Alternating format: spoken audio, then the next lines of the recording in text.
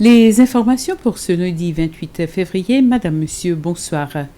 Il y a 317 cas de COVID actifs dans le pays, 258 sur Mahé, 44 sur Praslin, 8 sur la Digue et 7 sur deux autres îles, selon le commissaire à la santé publique, le docteur Jude Gédéon, qui a également annoncé lors de la conférence de presse de cet après-midi que certaines mesures seront assouplies ou supprimées à compter de demain, le 1er mars. Les écoles rouvrent sans aucune restriction. Les commerces ne sont plus soumis à des restrictions d'heures d'ouverture. Les réunions familiales informelles sont autorisées. Toute restriction de mouvement est levée, le couvre-feu est levé. Les funérailles, le nombre de personnes peut aller jusqu'à 50. Aucune restriction sur les heures d'ouverture des bars et casinos. Et les réunions sociales et événements sont autorisés, mais soumis au respect du protocole sanitaire du lieu. Cependant, les mesures maintenues, les masques spécifiquement en salle et dehors, si la distanciation sociale est difficile. Les discothèques restent fermées.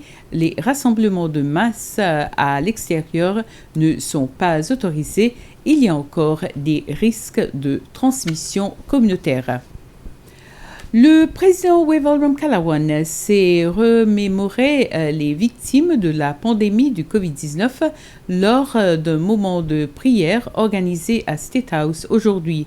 Depuis sa prise de fonction, c'est devenu une tradition pour le président, qui est aussi prêtre, d'organiser des moments de prière à State House. Cette fois-ci, le président Ramkalawan rendait hommage aux victimes de la pandémie du COVID-19. C'était également pour dire merci aux professionnels de la santé et tous ceux qui étaient en première ligne. Les moments de prière ont été animés par les représentants des différents groupes religieux après l'allumage de bougies par la première dame, accompagnée par 2 enfants, en mémoire des plus d'une centaine de victimes du virus. De son côté, le docteur Jude Gédéon, commissaire de la santé publique, a rappelé les 2 années passées difficiles pour tout le monde, notamment pour les travailleurs de la santé. Enfin, des chants de gospel ont rehaussé l'atmosphère.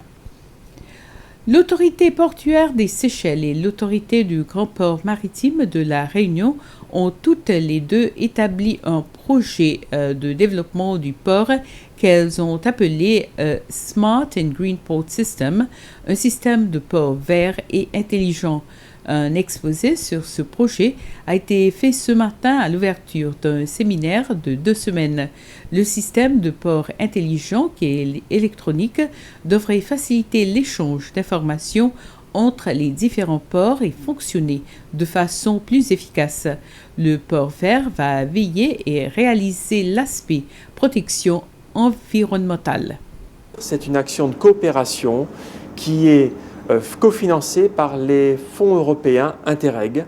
Et à ce titre, nous souhaitons susciter par cette action de coopération des échanges plus forts des acteurs réunionnais aux Seychelles et vice-versa. En fait, l'idée, c'est que les économies de la Réunion et des Seychelles ne travaillent pas assez ensemble et ce renforcement d'activité passe d'abord par un rapprochement des autorités portuaires. Ainsi terminent les informations. Merci de les avoir suivies et bonsoir.